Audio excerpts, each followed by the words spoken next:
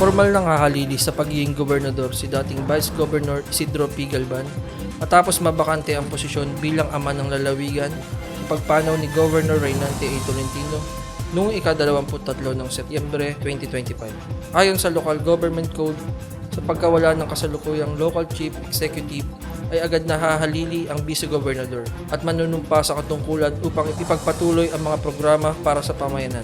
Ang naturang panunumpa sa katungkulan ay ginanap sa harap ng mga kawanihin ng pamahalang panlalawigan sa pangunguna ni Judge Edith Cynthia A.V. Cabat. Sa kanyang talumpati, hinimok ni Governor Galban na bagamat ang lahat ay nagdadalamati sa malaking puwang na iniwan ng namayapang gobernador, mas nararapat umano na paigtingin ng bawat kawani ang sinimulang gawain at mas pag-ibayuhin ang pagtahak sa landas patungo sa transparency at good governance.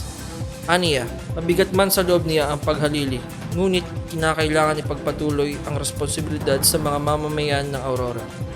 Pakiusap rin ng bagong gobernador na samahan siya sa naturang gawain at mas pangibabawin ang pagkakaisa sa kabila ng pagkakaiba. Ako si Ginel Laksamana para sa PJ in Action, all-out serbisyo ng Kapitolyo para sa publiko.